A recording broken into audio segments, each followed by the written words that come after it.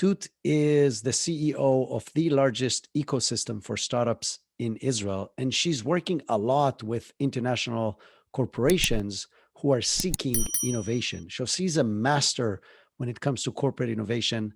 She has done this in various hats in different organizations in different places around the world with different size of companies for the past decade.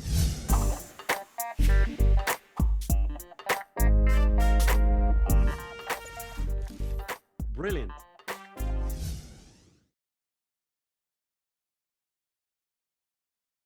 What is corporate innovation? What does it even mean? What is corporate innovation? It is the mere sense of implementing new technologies, new products, new concepts, new business models into existing organization. Could be a governmental, commercial corporation, and a not-for-profit.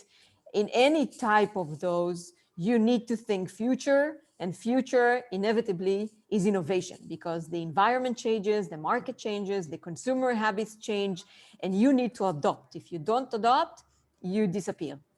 And it became very common knowledge, especially in the past decade or 15 years. And the more it becomes known and the more companies fail to do that, the more clear it is for corporations and organizations that it's not a choice.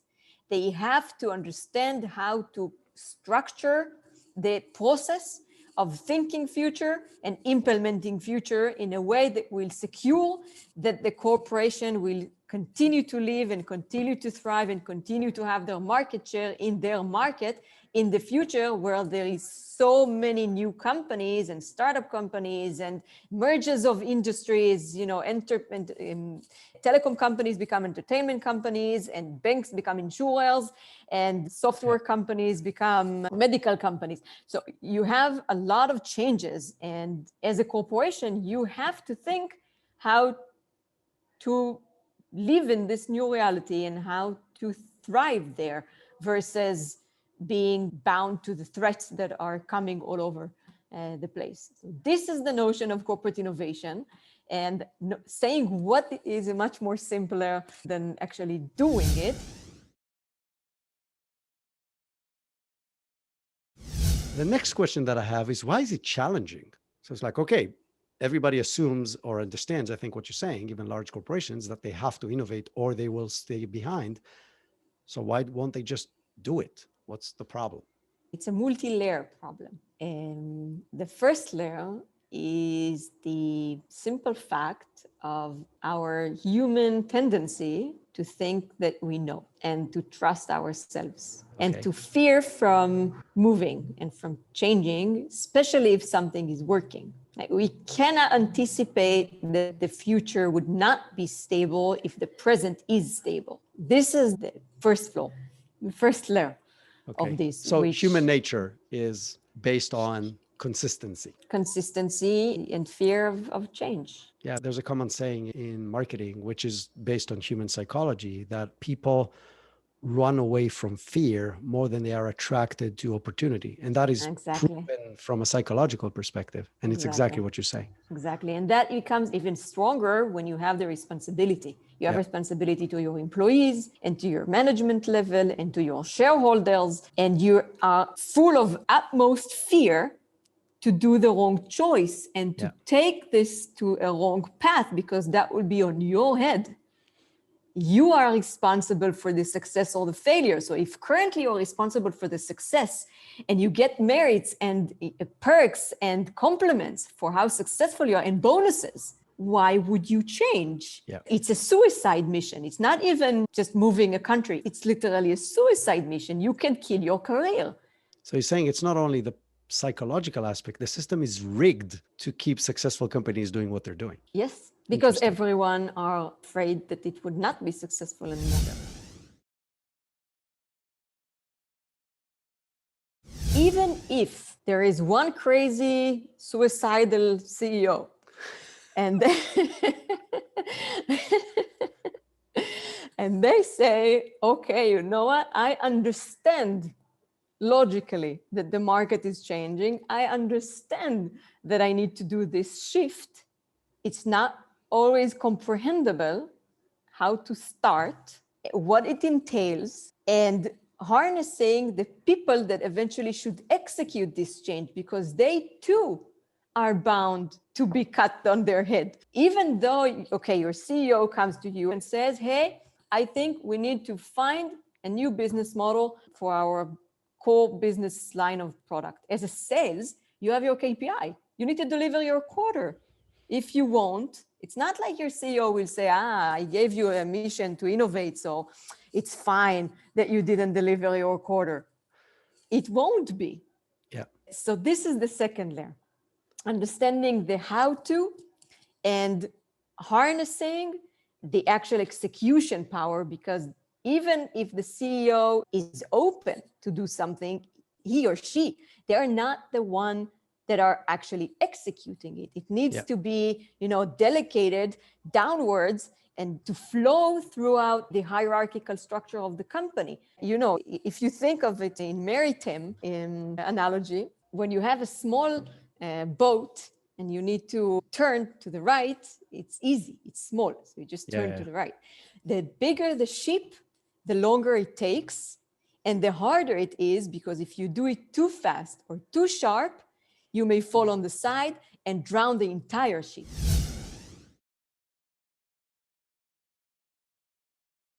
I want to give my own context to the problem of corporate innovation of companies who do not do what you just said.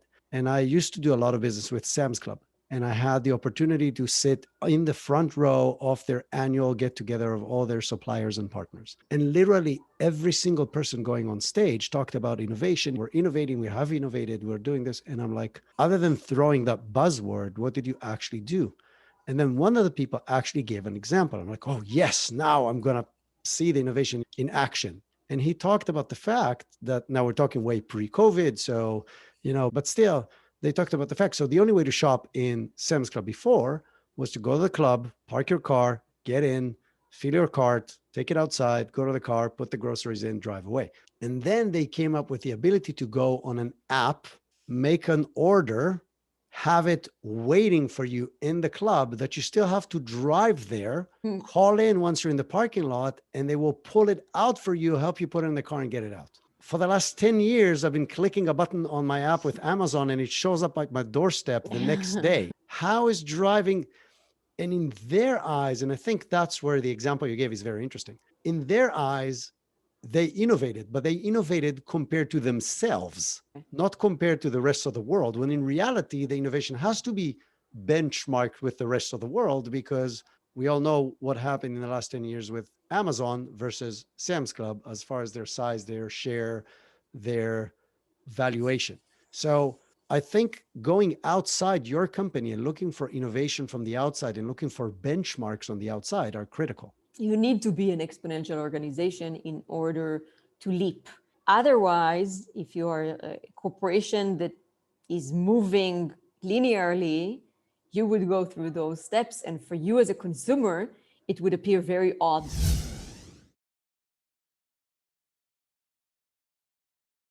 So the challenges are, first of all, the sync between the business units and the innovation team. Sure. Not always easy and not always smooth. Yep. Second, which becomes easier and easier as repositories become available, is finding the solutions that match the challenges that you mapped. Third is to actually categorize which of those solutions is worthy of your time and resources. Because usually you will go out and you will find 10, 15 different solutions for the tackle in different ways, the same challenge. Yep. How do you qualify them? How do you choose them? How do you know that the founders are good? Even if they are funded, maybe they are funded and there is too much intervention by the VC and the founder is not really leading the strategy of the company and the company would not last. How do you know? Because as a corporate, and we spoke about that before, you're freaking afraid to do mistakes. So how do you avoid doing mistakes when you're speaking about startup companies that inherently it's risky? Because they can die. The statistic says that 9 out of 10 startup companies don't last. As a corporation, how do you secure that you work with this one that would not, die on you when you enroll it out to your customer base? Yep. That's the third challenge. And the fourth challenge is once you have qualified those, let's say you did the first three successfully and you want to enroll this solution inside the corporation, now you need to convince the people, which we spoke already about, that their mindset is not there. You need to convince them to change their ways and to actually adopt a new tool or to sell a new product or to push a new solution or to change the process of how they work. Or you actually need to fire 15 people from a certain department because you implemented something. That's the fourth challenge. And all of those four need to be executed in a good manner. I'm not saying excellent, but sufficiently in order for a corporation to actually start moving.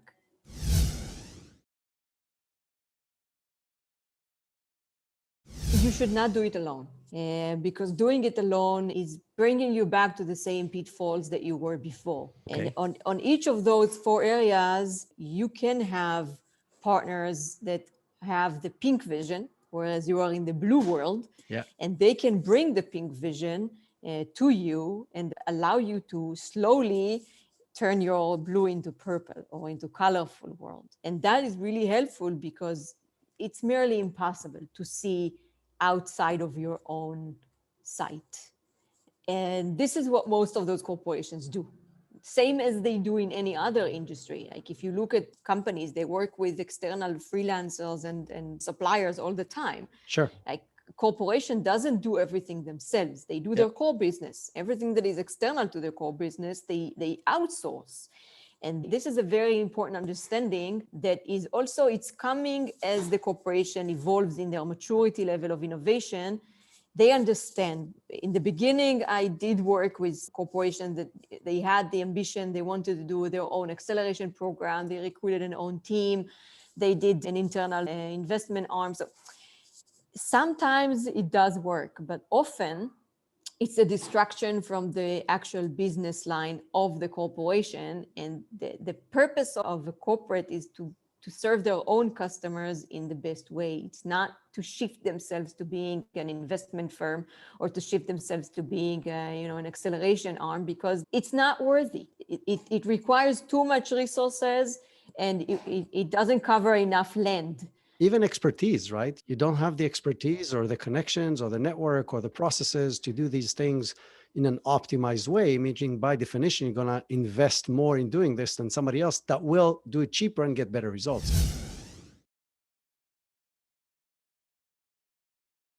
These are the areas that really the bottleneck of succeeding in innovating for a corporation. And also these are the areas where we in Sarona actually focus on. So the third one speaks about qualification. For qualification, what we do today is that we use an infrastructure of acceleration programs in order to qualify solutions while integrating with the corporate executives and the corporate challenges. And what we do with them is that they become a corporate partner in our Industry 4.0 vertical. Sarona has several verticals, and each vertical is a mini ecosystem of its own, where we have startup companies from the industry, from the domain, we have investors from the domain, we have corporations from the domain, and this kind of thing has the life of its own.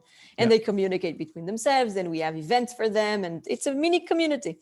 Okay. So they join as a corporate in our Industry 4.0 and or other verticals as well if they are interested in. And they can utilize the infrastructure of Sarona, meaning we speak with them about the corporate challenges that they have, the technologies they wish to implement, the technologies they wish to identify, solutions they're looking at, starting from things that are inherent to the day-to-day business, and even things that would be on a dream level, things for 10 years time, 15 years time from now, as they think about a digital factory and digital transformation for industry. We take their challenges and we communicate them to the Israeli ecosystem. We go out and we launch a challenge, either implemented in the call for application for the programs or independent. And we actually call for relevant startups. Once relevant startups apply, usually we have between 60 to 300, even more, 60 to 400 solutions. Crazy. It's crazy. So We identify those solutions, we have them to apply. Once they apply, we start filtering them based on the criteria of the corporation and in collaboration with the corporation, not all of the 400, but the relevant ones. Now we have identified. So we crossed through phase 2. Now we're starting to enter into phase 3. So on phase 3, we do two things. One, we have our own community of venture capitals and additional corporations, and we vet the solution. Before we actually accept them in a specific program, we ask our ecosystem, we ask the community, what do you think? Do you think it's good? Do you think, would you use it? Would you be a customer? Would you be an investor? And we actually qualify not only our perspective, but the market perspective on paper. Yeah. Those that we see that have the most interest, or if we have a startup that a specific corporation explicitly said, that's my golden goose, I don't care what other things, then we would actually accept them in a program. On the programs, we have few maturity levels. We have accelerator programs for startup at the MVP stage, and we have scale programs for startups at the between, let's say, around the Series A stage. And then we have growth programs for companies that are even, greater than A. So we fit the company into the relevant stage, and then we actually work with the company independently from the specific corporation, because the corporation wants a startup that is strong and is independent and can last and can survive, because the corporation doesn't necessarily want to acquire the solution. They want to be a customer. Yeah. At the beginning, at least. So they want the startup to be independent. So we actually work with the startups to build them up, to build a strategy, to build a scale strategy, to find capital to be invested in the company, to find additional customers for the startup. And we work with the founders. We do that with 120 startups each year. And throughout the program, we also implement the corporate interest and the corporate requirements. Could be on the technical level, could be on the business level, could be on product maturity level, could be on documentation level.